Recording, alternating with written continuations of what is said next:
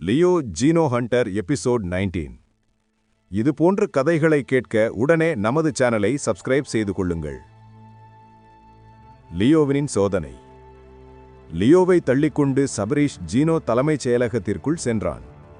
இந்த தலைமையகம்தான் இந்தியாவில் இருக்கும் வாரியர் அனைவரின் கட்டுப்பாட்டிற்குள் இருக்கும் ஒரே தலைமைச் செயலகம். இதன் கீழ்தான் அனைத்து விதமான வாரியர் டவர்களும் வருகின்றன. சில வாரியர் டவர்கள் குடும்ப உறுப்பினர்களால் நடத்தக்கூடியவை. ஒரு குடும்பத்தில் அதிக செல்வம் மற்றும் ஒரு மேதையான போர் வீரர் இருக்கும்போது அவர்கள் இதுபோல் வாரியர் டவரை உருவாக்குவார்கள். இருப்பினும் அவர்கள் அனைவரும் இந்த ஜீனோ டவரின் கீழ்தான் செயல்படுவார்கள். இந்த இடம் அனைத்து வாரியர்களுக்கும் ஒரு தலைமைச் செயலகம். சபரீஷ் கூறியதை கேட்ட காசி உடனே ஜீனோ தலைமைச் செயலகத்திற்கு தகவல் கொடுத்தான். அதை கேட்ட தலைமைச் செயலகத்தின் தலைவர், என் கட்டிடத்திற்கு அவனை அழைத்து வா, என் முன் சோதனை செய்ய வேண்டும், நான் அவனை பரிசோதிக்கிறேன் என்று கூறினார். இதை கேட்டு முதலில் காசி ஆச்சரியப்பட்டாலும் கடந்த பல வருடங்களாக இது போன்ற ஒரு மேதை கிடைக்காததால் அதிக மிருகங்களின் உற்பத்தி மற்றும் இனப்பெருக்கம் அதிகரித்து மக்களின் தளங்களை இப்போது அதிக முறை தாக்குகிறது. அதனால் இப்போது கிடைக்கும் ஒரு அதீத சக்தி கொண்ட வாரிய மேதையாக இருப்பதனால் அவனை எப்படியாவது மேம்படுத்தி மனிதர்களின் எழுச்சிக்காக அவனை பயன்படுத்த வேண்டும் என்று ஆர்வமாக அவர் இருந்தார். அதிலும் லியோவின் முதல் மரபணு உடைத்தலில் 2000க்கும் மேற்பட்ட உடல் தகுதி அவனுக்கு கிடைத்தது என்று அவர் கேள்விப்பட்ட உடனே மிகவும் ஆனந்தமடைந்தார். அந்த பையனை உடனே அழைத்து வாங்க, 18 வயது தான் சொல்றீங்க, இன்னும் 6-7 வருஷம் அவன் நம்ம கிட்ட பயிற்சி எடுத்தால் அவன் ஒரு சிறந்த வாரியராகி விடுவான். அதுக்கப்புறம் இந்தியாவில் எந்த பிரச்சனையும் வராது. நம்மளோட சோதனைக்கு பிறகு உலகத்துக்காக போராட வெளியேறலாம், எந்த பிரச்சனையும் இருக்காதப்போ என்று அவர் தன் தாடியை தடவிக்கொண்டே கூறினார். அவருக்கு வயது கிட்டத்தட்ட 65 ஆகும். காசி போனில் சபரீஷிடம், உங்களுக்காக பல பேர் காத்து கொண்டிருக்கிறார்கள் என்று கூறினான். அவன் கூறிய பல பேர் என்ற வார்த்தையிலேயே சபரீஷ் புரிந்து கொண்டார். அதனால் லியோவை பார்த்து மர்மமாக புன்னகைத்து கொண்டு, உள்ளே வா, புரியும் என்று கூறினார். ஜீனோ டவர் முதல் தளத்தில் பல வாரியர் தவறை சேர்ந்த இன்ஸ்பெக்டர்கள், டீச்சர்கள் மற்றும் முதல் கட்ட போராளிகள் அனைவரும் அமர்ந்திருந்தனர். அனைவரும் அவர்களுக்குள் சில நுட்பங்களை விவாதித்துக் கொண்டிருந்தனர். அதை பார்த்து லியோ, ஐயோ, என்ன இவ்வளவு பேரா, கிட்டத்தட்ட 200 பேருக்கு மேற்பட்டவர்கள் உள்ளே இருக்கிறார்கள் என்று கூறிக்கொண்டே அவன் கடந்தான். அப்போது சபரீஷ் லியோவை பார்த்து, அங்கே பார்க்காதே, இவங்கெல்லாம் என்னை மாதிரி ஒரு வாரியர் டவரை நடத்துறவங்க. ஒவ்வொரு நகரத்தில் இருக்கும் டவரின் பயிற்சியாளர்கள், வாரியர்கள் மற்றும் நுட்பங்களை பரிமாறிக்கொள்ள இங்கே வந்திருக்கிறாங்க. அப்போ நாம இப்போ எங்க போகணும் என்று லியோ கேட்க, 2வது தளம் என்று கூறி 2வது தளத்திற்கு சென்றனர். அங்கு சென்று கதவை திறந்தவுடனே அங்கு நின்றது காசி. வாங்க வாங்க, உங்களுக்காக ரொம்ப நேரமா காத்துக்கிட்டு இருக்காங்க, உள்ளே வாங்க என்று கூறி காசி வரவேற்றான். சபரீஷும் லியோவும் உள்ளே சென்றனர். லியோ சாதாரண இளைஞர்கள் போல வெள்ளை சட்டை மட்டும் டிராயர் மட்டுமே அணிந்திருந்தான். அவசரமாக வந்ததால் எந்த ஒரு விலை உயர்ந்த ஆடையோ எதுவும் அணியவில்லை. ஆனால் முன்னே நின்ற ஐவரை பார்த்து திடுக்கிட்டான். அந்த ஐவரில் ஒருவர் சிவப்பு வண்ண கோட்டை போட்டிருக்க, மற்ற 4வரும் அதீத சக்தி வாய்ந்த கவச உடையில் நின்றார்கள். இந்த ஐவருக்கும் முன்னால் இருக்கையில் ஒரு முதியவர் அமர்ந்திருந்தார். அவர்தான் தலைவர் ஹரிஷ் குப்தா. ஒவ்வொருவராக விலக இருக்கையிலிருந்து எழுந்த ஹரிஷ் குப்தா, சின்ன பையன் போலதான் தெரிகிறான் என்றவர் கவச உடையில் இருந்தவர்களை பார்த்து, சரி ஆரம்பியுங்கள், ஏற்கனவே நேரமாய்ச்சி என்றார். சரி உத்தரவு தலைவரே என்று கூறி அங்கிருந்த 4வரும் சென்றனர். அவர்கள் சென்று அங்கு இருக்கும் பலத்தை பரிசோதிக்கும் இயந்திரம், வேகத்தை பரிசோதிக்கும் ஸ்பீடு இயந்திரம் மற்றும் எதிர்மாற்று வேகத்தை பரிசோதிக்கும் இயந்திரம் அனைத்தையும் சரிபார்த்தனர். அனைவரும் சரிபார்த்துவிட்டு தங்கள் கையை உயர்த்தி கண்டிஷன் இஸ் குட் என்றனர். அப்போது சபரீஷ் அருகில் வந்த காசி, என்ன சபரீஷ், நீ சொன்ன மாதிரியே அவன் 3800 எடைபலத்தை தொடுவானா, இருந்தாலும் மெலிந்த மாதிரி தெரிகிறானே என்றார். அதற்கு சபரீஷ், ஆளை பார்க்க சற்று மெலிந்த ஆளாக இருக்கலாம், ஆனா அவன்கிட்ட இருக்கிற பலம் அளவிட முடியாதது. அவன் உண்மையாவே முதல் மரபணு உடைச்சிட்டானா என்று ஆச்சரியமாக கேட்டார் காசி.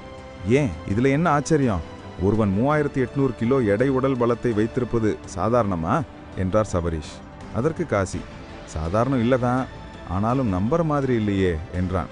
அப்போது சபரீஷ் காசியை பார்த்து, முதல் முறையா வாரியர் சோமனை பார்த்த போதுதான் எல்லாரும் சொன்னாங்க, ஆனா அவரும் எல்லாரையும் தாண்டி தனது மரபணு ஆற்றலை ஆன்மீக ஆற்றலாக மாற்றலையா, ஆத்மசக்தியை கொண்டு வரலையா, எல்லாமே ஒரு மாற்றம்தான், மரபணுனாலே மாறக்கூடியது. லியோவுக்கு ஏதோ தனித்துவமான ஆற்றல் இருக்கு, அதனால தான் அவனுக்கு இந்த மாதிரி சக்தி கிடைச்சிருக்கு என்றார். ஆனாலும் சோமனுக்கு எடுத்த உடனே இந்த அளவுக்கு சக்தி கிடைக்கவில்லையே என்றார் காசி. சபரீஷ் காசியை பார்த்து, அப்படின்னா உங்களுக்கு லியோவின் மேல் சுத்தமா நம்பிக்கை இல்லை அப்படிதானே என்று கேட்டான்.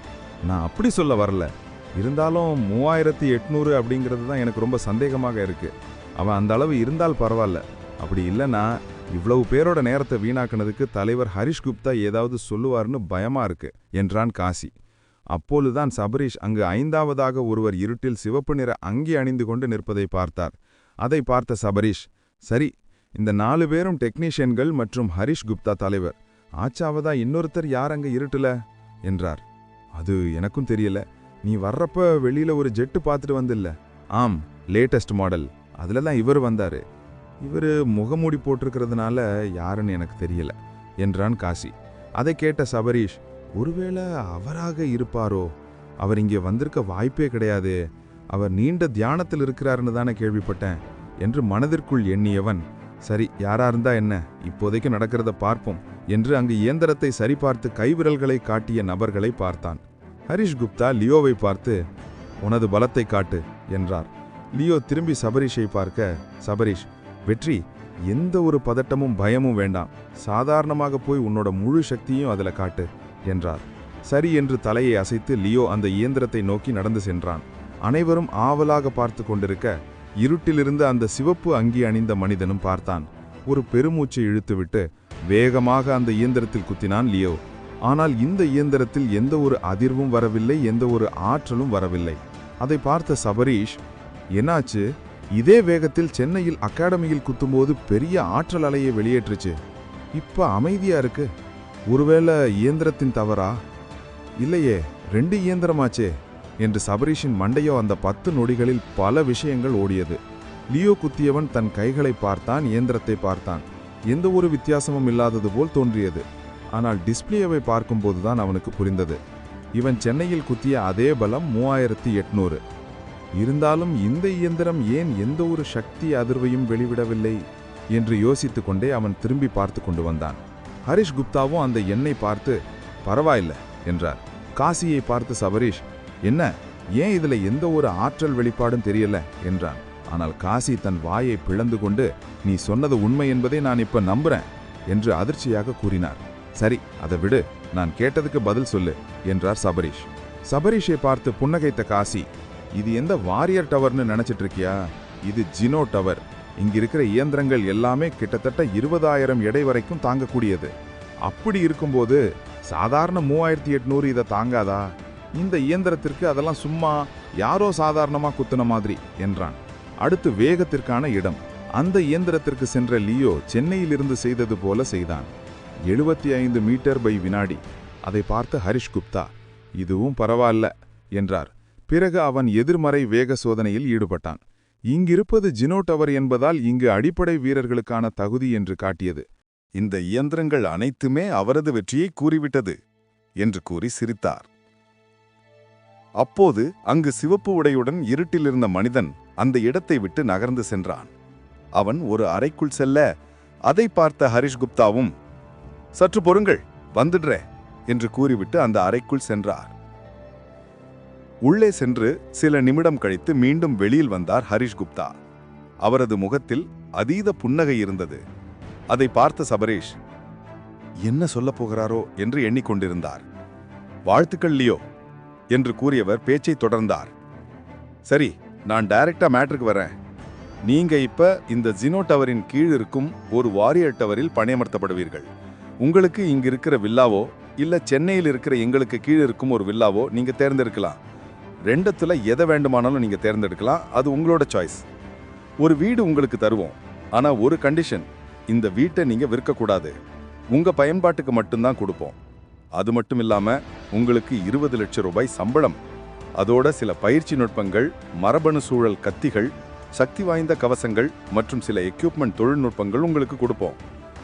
இது எல்லாமே 50 லட்சத்திற்குள் இருக்கும்படி நீங்க தேர்ந்தெடுத்துக்கணும் என்றார்.